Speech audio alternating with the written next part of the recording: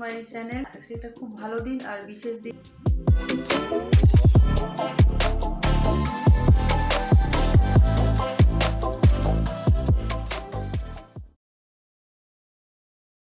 Hi everyone, তো আরেকটা নতুন ব্লগ নিয়ে চলে এলাম তোমাদের সামনে। আজকের দিনটা হচ্ছে 19শে জ্যৈষ্ঠ, আর এই দিনটাতে লোকনাথ বাবার পুজোর ঘরে ঘরে সবাই মোটামুটি দিয়ে থাকি আমরা। তো আমি কেন বাদ যাই বলো? তো আমিও তো লোকনাথ বাবার পুজো দিই, তোমরা তো এর আগের ব্লগে আমার দেখেছো। তো আজকে সেরকমভাবে কিছু করব না, শুধু ফল মিষ্টি দিয়ে পুজো দেব। আর এখানে আমি আজকে নিরামিষ রান্না করছি, আর নিরামিষের মধ্যে হচ্ছে আলু পনিরের একটা তরকারি করব, মানে একটু আলুর দমের মতন মাখা মাখা করে করব, আর করব পোলাও। তো এই রান্না দুটো করতে একদমই সময় কম লাগে আর খুব তাড়াতাড়ি হয়ে যায়। পোলাও রান্নাটার জন্য আমি সব কিছু চাল টালগুলো আগে মেখে নিয়েছিলাম ঘি দিয়ে সুন্দর করে, কাজু কিশমিশ দিয়ে। তারপর আমি পোলাওটা কড়াইতেই আজকে করব। আর মনা আমাকে বললো যে মা আজ আমার ছুটি আছে, তো আমি আজকে পুজোটা করি, তো তুমি রান্নাবান্না করে তুমি তারপরে দোতলার পুজোটা করো। তো মনা এদিকে ঠাকুর ঘরে পুজোটা করে ফেললো, তারপরে আমি এদিকে এসে পুজো দেব। আর সবথেকে আনন্দের কথা হচ্ছে মনা এই মাসে প্রথম স্যালারি পেয়েছে, সেই কারণের জন্য আজকে ফল মিষ্টি সব ওই এনেছে।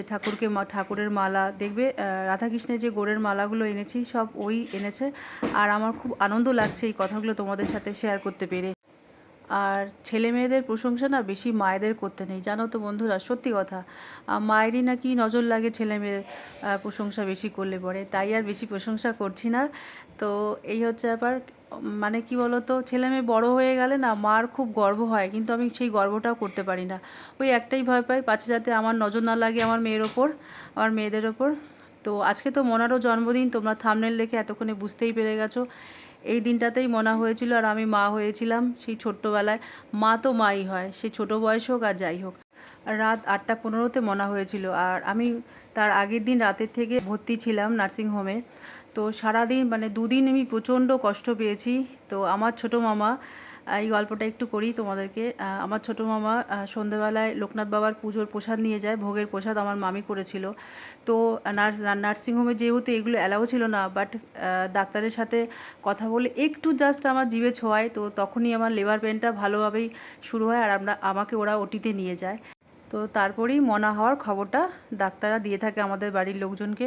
আর এই যে সেই গোড়ের মালা দুটো আমি রাধাকৃষ্ণকে পরাচ্ছি, কি সুন্দর না মালা দুটো! আর ঠাকুরকে পরানোর পর এত ভালো লাগছে না দেখতে, ঠাকুরের মুখগুলো মানে অপূর্ব লাগছিল। আর আজকের এই যে প্রসাদ আমাদের, আর এখানে প্রসাদ আছে, লিচু আছে, মিশ্রি আছে, তালশাঁস আছে, আর নিখুঁতি রয়েছে। আর মনাকে আমি আশীর্বাদ করার জন্য ধান দুব্য নিয়ে নিয়েছি। স্নান টান সেরে পুজো টুজো দিয়ে তারপর আমি ওকে আশীর্বাদ করব। দেখো আমাকে কীরকম লাগছে, মনে হচ্ছে কত বয়স হয়ে গেছে আমার। সত্যিই তো বয়সটা তো দেখতে দেখতে অনেকই হয়ে গেল বলো।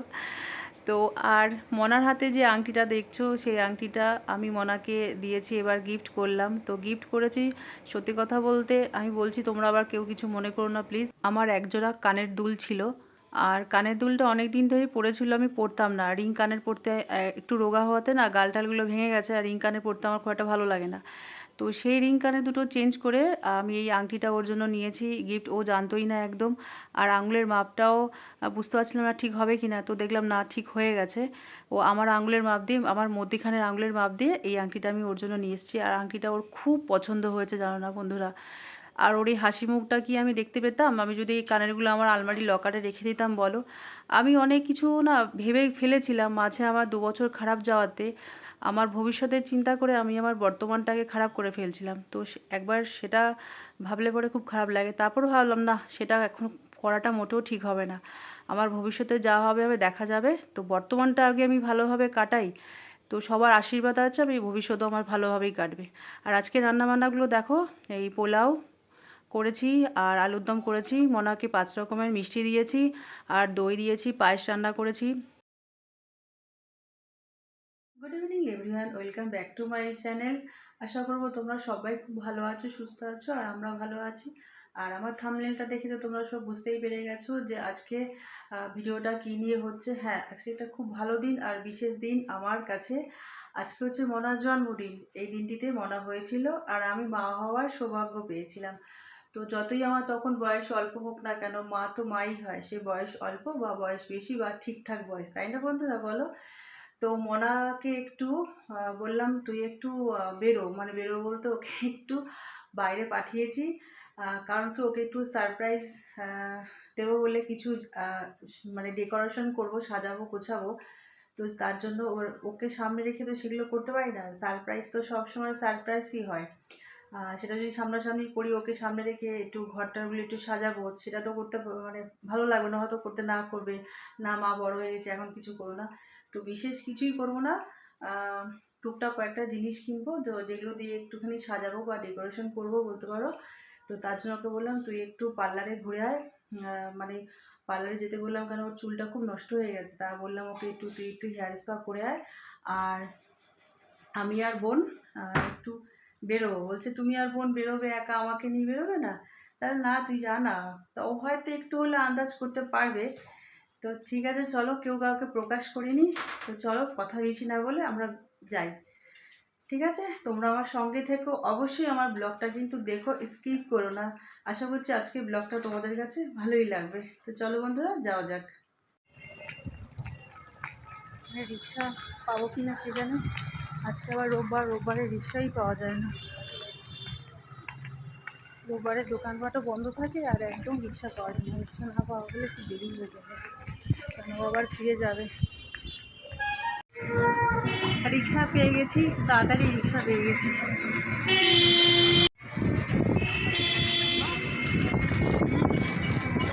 কিচ্ছু হবে না, ভয় পাচ্ছি না, আমার ব্যাটারি ধরা আছে।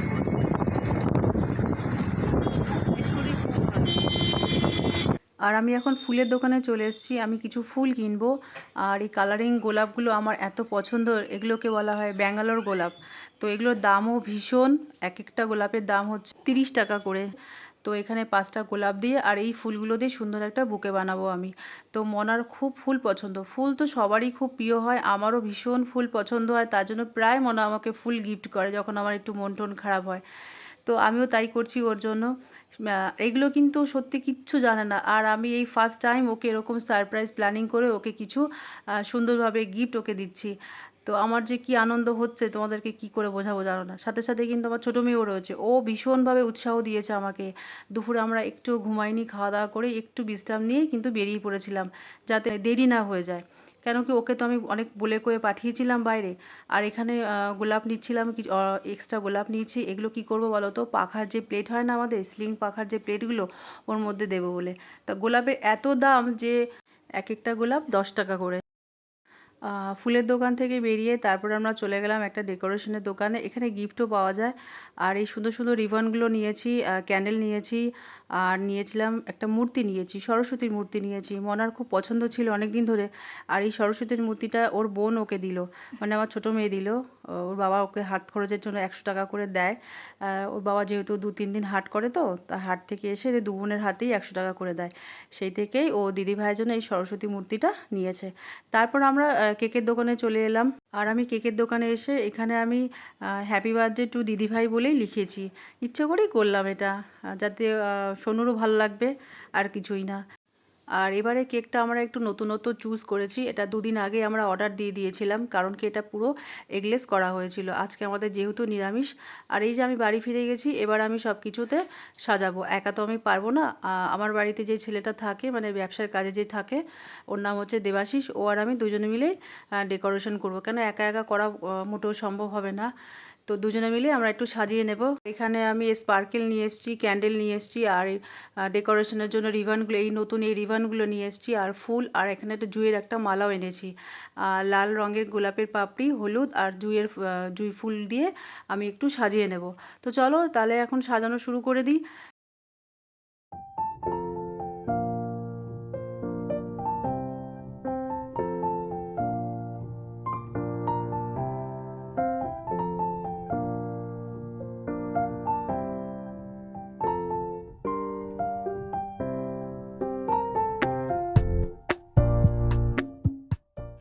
আর এরকম ডেকোরেশন কখনোই আমি একা করিনি, আর এর আগে আমি কখনো করিইনি, এই ফার্স্ট টাইম আমি করছি। আর মনার জন্য আমি এরকম ডেকোরেশন, মানে এরকম সারপ্রাইজ অ্যারেঞ্জ করতে আমার খুব ভালো লেগেছে।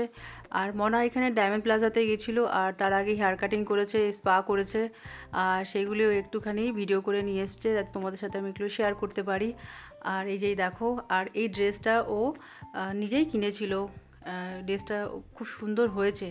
আর আমি এখানে আরেকটু কিছু চেয়েছিলাম নতুনত্ব করার জন্য, ফটো ভেবেছিলাম করব, তো বাট সেই টাইমটা আর হয়ে ওঠেনি যে ফটো দিয়েও সাজাবো, সেটা আর করে উঠতে পারলাম না।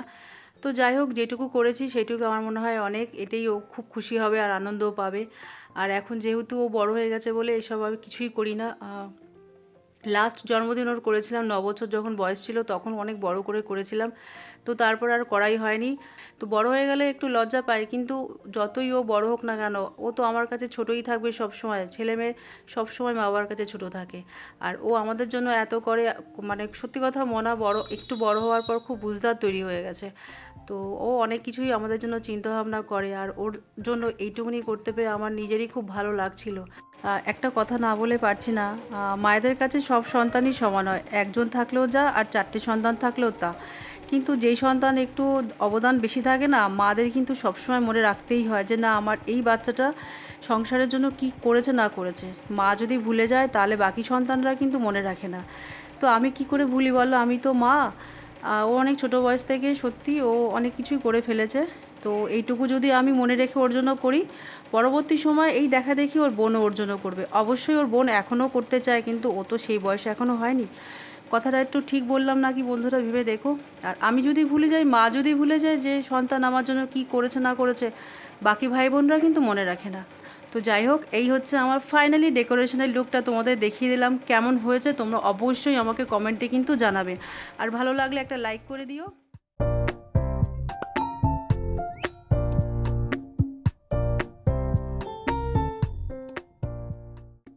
ও তারপর আবার গেম জোনে গিয়েছিল। গেম জোনে গিয়ে ও একা একাই খেললো, গেম খেলেছিল একটু। কি করবে, একা একা ঘুরতে তো ভালো লাগে না কি কারো। আর সত্যি কথা বলতে ওর বন্ধুরাও সব থাকে দূরে দূরে, সবাই যে যার মতন জব করে, জবের সূত্রে যে যার মতন দূরে থাকে এখন। সেই জন্য সবার সাথে না সব সময় না ঠিক টাইমে অ্যাডজাস্ট হয়ে ওঠে না। আর একা ছাড়া আর কিছু তো করার নেই এখানে। আমি তো যাব না, এই এই জিনিসগুলো মানে ওকে সারপ্রাইজ প্ল্যানিংটা করেছি বলে তো আমি যাইনি, ওকে জোর করেই আমি এখানে পাঠিয়েছিলাম। তো আমার সাজানো গোছানো কমপ্লিট হওয়ার পর আমি একটু চা খেয়ে নিয়েছি, হাঁপিয়ে উঠেছি, বাট খিদেও পেয়ে গেছিলো খুব। তো এখানে আমি চা বানিয়ে নিয়েছি, চা বিস্কুট খেয়ে তারপর আবার রাতের একটু ডিনারটা বানাবো। আজকে ডিনার বলতে রাতে সেরকম কিছুই করব না, যেহেতু সকালে পোলাওটা খেয়েছি, তো রাতে ভাত করব আর ডাল বানাবো, আমরা দিয়ে ডাল করব, আর আলু ভাজা। আর এই যে আমাদের কেক, আর মনা ফাইনালি চলে এসছে বাড়িতে, আর আমি কেকের ওপর মোমবাতিগুলো দিয়ে সুন্দর করে সাজিয়ে দিয়েছি। হ্যাঁ, বাট কিন্তু মোমবাতিগুলো সব জ্বালাইনি, কারণ মোমবাতি সব জ্বালালে ওর তাপে কেকটা আমার গলে যাবে। তো মনা তো দেখে জাস্ট কি বলবো, মানে এত সুন্দর একটা হাসি দিয়েছে না বন্ধুরা, মানে কি বলবো আর তোমার, ও ভীষণ ভীষণ খুশি হয়েছে। তো এরকম সারপ্রাইজ পেলে পরে কার না ভালো লাগে বলো তো? আমার তো মনে হয় এরকম সবারই ভালো লাগে, আর প্রতিটা মায়েরও উচিত সন্তানদের জন্য একটু হলেও কিছু করার, অনেক কিছু না করলে একটু হলেও করা। আমার তো মনে হয় তাই না বলো বন্ধুরা? তো চলো, মনে হয় এবার কেক কাটবে। আর ওর মাসিমণি তো আসতে পারেনি, এখন আর সব সময় না হয়ে ওঠে না আসার। ছেলে বড় হয়ে গেছে, পড়াশোনার চাপ এতটা বেড়ে গেছে, তো সবারই তো পড়াশোনার চাপ এতটা বেড়ে গেছে, সেটা তো বুঝতেই পারো, এখন সবার ঘরে ছেলে মেয়ে আছে। আর সেই কারণে বোনকে ভিডিও কল করেছি, ও ভিডিও কলে সব দেখছে, আর ওখান থেকে ও হাততালি দিচ্ছিল, বলছিল আমার কেকটা কোথায়, আমাকে কেক পাঠা। তো একটু ইয়ার্কি করছিল। আর ওই যে পাখাতে যে ফুলগুলো দিয়েছিলাম সেগুলো পড়লো পাখাটা, ওকে বললাম একটু পাখাটা চালাতো, গরম লাগছে। আর এই যে হচ্ছে মোনার হেয়ার কাটিং, তোমাদেরকে একটু এক ঝলক দেখিয়ে দিলাম। আর ওর বোনের গিফটটা ও খুলতে বললাম, তো বোনের গিফটটা ও খুলে ওর ভীষণ পছন্দ হয়েছে, বলছে খুব সুন্দর হয়েছে বনুকে ধরে একটু আদর করে নিল। ভিডিওটা ভালো লাগলে অবশ্যই চ্যানেলটাকে আমার সাবস্ক্রাইব করে দিও। আবার নতুন একটা দিনের সাথে নতুন একটা ব্লগের সাথে দেখা হচ্ছে, ততক্ষণের জন্য সবাই ভালো থেকো, সুস্থ থেকো, আর আনন্দ থেকো। টাটা।